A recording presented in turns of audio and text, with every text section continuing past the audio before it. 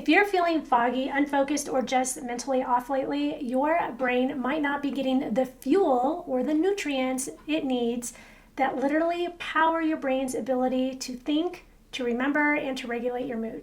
Hi, I'm Lisa Ann Garcia, and I help people optimize their brain health so they can feel calm, focused, and productive. And if that sounds like something that you want more in your life, go ahead and hit that subscribe button and click the notification bell so you don't miss any of the tools and education that I will be sharing each week. In today's video, we are going to talk about the nutrients that your brain actually needs to function at its best. Not necessarily the trendy superfoods or mystery supplements that you see on Instagram, but foundational pieces that are often missing in the people that I work with. Some of the things, they're like, oh, sometimes it sounds so basic, but they're so important. And I'm going to give you 2 specific action steps at the end that you can start right away to feed your brain what it has been missing. Your brain uses more energy than any other organ of your body. So even though it's only about 2% of your body weight, it uses about 20% of the total energy at rest. That means that if you are undernourished or even slightly, your brain is often the first place you'll feel it. I remember when my son, who's 24 now, but when he was diagnosed with autism when he was little, one of the first books I read was called Children with Starving Brains. I pretty much didn't even have to read the book because the title said it all.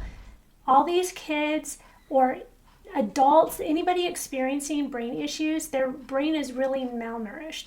And in the last video, we talked about the gut and the effect the gut has on the brain. But in the gut, if we are not digesting our food appropriately, so that's why the gut is so important, and we are not absorbing our nutrients, we are not able to feed the brain. And so then brain, well, our whole body obviously needs nutrients, but the brain needs very specific nutrients in order to function. So what does it need? The first one is it needs healthy fat. The brain is nearly 60% fat, and the types of fat that you eat literally become parts of your brain structure. Omega-3 fatty acids, especially DHA, are key to building strong, flexible cell membranes in your neurons. Without enough DHA, the messages between your brain cells slow down. You might notice this as memory issues, slower thinking, or just feeling mentally dull. Most people are eating too many omega-6 fats from processed foods and seed oils and not nearly enough omega-3s from sources like wild-caught fish, grass-fed meats, or clean algae supplements. This creates inflammation in the brain when you have this big imbalance because there should be a close ratio of omega-6 to omega-3s. About a 3-to-1 ratio is ideal, and anything over starts to get into inflammation. The US as a whole, we are sitting at about 25%, or not 25%, but the ratio of omega-6 to omega-3 is about 25-to-1. So just our whole society, and you can just see it, or now with the whole MAHA movement, it's starting to be a little bit more public about all the chronic diseases that are going on. The next critical group of nutrients is minerals, and I talk about these a lot because most people are deficient and they don't even know it. Your brain needs minerals like magnesium, sodium, potassium, and calcium. Those are your electrolyte signals, and they're called electrolytes because they generate electrical signals. Every thought that you have, every emotion, every memory is powered by these tiny electric charges, and without enough of these minerals, that communication will break down. And one of the reasons people are so mineral deficient is because the last several decades, almost my entire lifetime, salt has been vilified, and salt is so important for your body. Now, there is table salt, which is what is bad because it's like super refined. And it's stripped out of the way it's processed and then stripped out of all the other minerals that you need. But a good sea salt, Celtic sea salt is really good because the way it's made, it's pretty clean. So you have to make sure you get a clean source of salt, because if you get any random sea salt, it could be contaminated depending on where it was collected and what type of shipping industry is around there, because those boats, they release a lot of contaminants. You also have Himalayan salt, so you have pink salt. The Himalayan salt can be good and it can be contaminated. It depends on the company and how it was extracted. A really good clean source is here in Utah by me, is called Real Salt.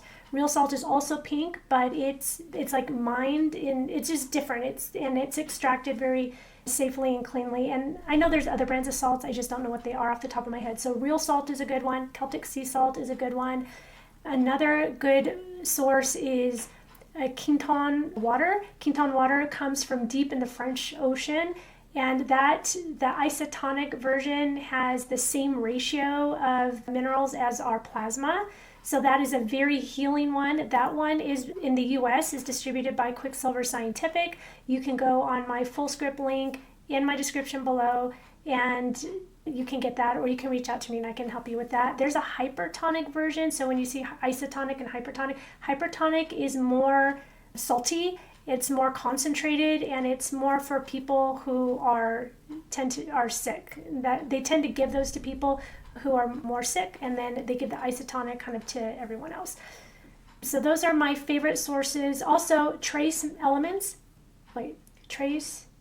mineral research. Trace element research. I don't know, trace mineral research or trace element research. I think it's trace mineral research. Anyway, if you go on my full script, you can look up one of those two and you will find it. And they're in blue bottles, and they're also here because they get their source from the Salt Lake. And the one that I use is the 40,000 volts. That one's my favorite. And there's like a lot of different ones. That is the one that I use. I have a glass bottle of water, and every time I fill up my water, I either squirt that in there or I put a pinch of Celtic sea salt in my water. I don't drink water. I rarely drink water anymore without adding minerals into them. Okay, so magnesium, we're still on minerals, but magnesium plays a role in over 300 biochemical reactions in the body, including neurotransmitter function and calming the nervous system. Magnesium is so important. And if you're low in magnesium, you might feel anxious, tense, or have trouble concentrating. Most people are low, and that's thanks to our depleted soil, due to stress, poor digestion. We just need a lot of magnesium. I have magnesium gel I put on my feet and my legs at night. If you get cramping, that will prevent cramping. There are magnesium, like effervescent, like Nature's Calm is a type of magnesium, it is a magnesium, but there's many types. So you have magnesium citrate, magnesium malate, magnesium glycinate, magnesium sulfate, maybe not sulfate, I don't know if there's a sulfate. Yeah, magnesium sulfate, because that's Epsom salt. And then there's just a bunch of different magnesiums. And so some magnesium oxide, some magnesiums are better internally, some are better topically. So Epsom salt is great topically for, like, you put it in a hot bath and you absorb it through your pores.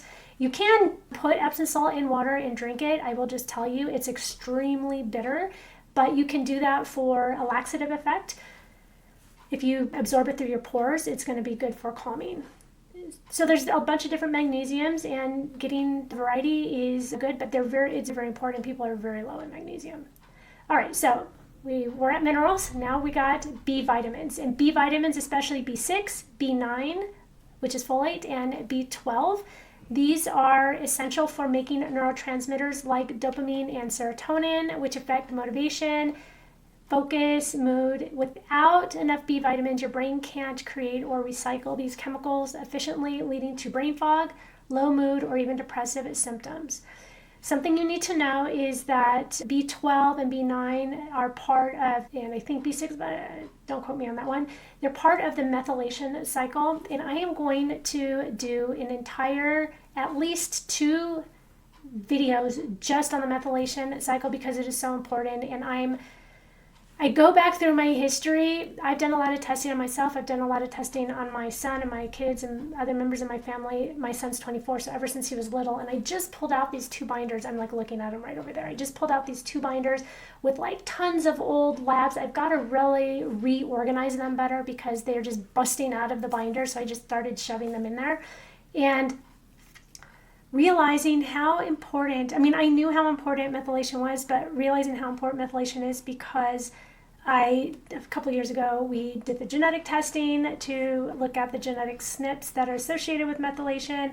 I know that I started just really connecting dots from my mother and my brother and me and my kids and everybody, connecting dots and realizing that methylation probably is the root of some of the issues that I've been really trying to figure out. So I'm going to put a whole thing together on methylation and B12 and B9. So you really want to take the methyl B12 form, the methylcobalamin, not just the cobalamin, and methylfolate. So whenever you get B vitamins, make sure that they're methylated. But I'll talk about methylation in a whole different episode. All right, moving on. Here's something people rarely talk about, and that is glucose delivery. Your brain needs a steady stream of glucose, and we talked about this a couple of videos ago when we were talking, just introducing about mental fatigue, but it's not in the form of blood sugar spikes and crashes. That's why balance is so important. So when your blood sugar is unstable, your brain gets too much fuel in 1 minute and not enough in the next, and that definitely impacts how you think and feel. Okay, so what are some of the things that you can start doing right now? Actually, I probably kind of already sprinkled some in there, but you need to add in a brain nourishing fat every day. So eating your salmon, a spoonful of virgin olive oil. You can just take it straight, and you can do that. I wouldn't recommend it only because it tastes kind of yucky, but definitely you can put it on your salad. So if you put a spoonful on your salad as part of your salad dressing, it's a good way to get it, or on top of your food in other ways. Walnuts, high quality omega-3 supplements. There are a lot of different ways that you can get nourishing fat. Coconut oil is really good too. So even that one small addition can start supporting brain structure and reducing inflammation. This is the way I love to get my coconut oil, and I need to do that today. I love making chocolate with coconut oil and cacao, and I add in almond butter or peanut butter. I always, every ingredient you put in needs to be, so you need like a good quality coconut oil, a good quality cacao, organic cacao, raw, and the nut butter. And then I'll put a little bit of honey, or I usually just put a little bit of honey. The ratio is 1 cup to 1 cup. So, and then the sweetener is like a quarter. Well, actually, I think it's half, but I put like a quarter or less. I try to make mine as strong as possible, just enough sweetener so it's not 100% cacao. You basically stir it all together, and I'll add nuts in it sometimes or whatever. The trick is to put it in molds, and you have to store it in your freezer, and you have to eat it from the freezer because the coconut oil is going to melt, and then it melts very quickly. So it's really good. You just put it in your freezer. What I do is I put it in molds. I'll take the molds out because my molds are a little bit big. I'll cut them into thirds, stick them in a Ziploc baggie, and throw them in the freezer. So that was my first tip, adding a brain nourishing fat every day. And my second tip would be, adding that sea salt in with your water, or in warm lemon water every morning, or some trace mineral drops. But just start getting in the habit of every time you fill your water bottle, put in a pinch of salt. The reason people have high blood pressure is because they don't have enough salt. Okay, or they have too much table salt or too much pure sodium in isolation of the other ones. But if you're getting salt or electrolytes, you're getting everything in balance of each other, and that's going to lower your blood pressure. So this is going to rehydrate your brain. It's going to start your day with better electrical signaling focus. It sounds really simple. Like I say, sometimes it's the simple things, but I have seen it make noticeable differences in people's energy and clarity within days, including myself. So sometimes when I'm feeling off or my skin is feeling dry, I have to make sure I up my minerals. Trace mineral research, so it's in my notes. It's called Trace Minerals Research. You can find them on my Fullscript dispensary. It's a great brand. My favorite is 40,000 volts. Celtic sea salt is great too. And don't forget the Quinton water. That's Quinton water by Quicksilver Scientific, and it's also in my Fullscript dispensary. When you give your brain what it needs, it responds. And it's not about doing everything perfectly, but it's about restoring the basics, because that's where the real transformation happens.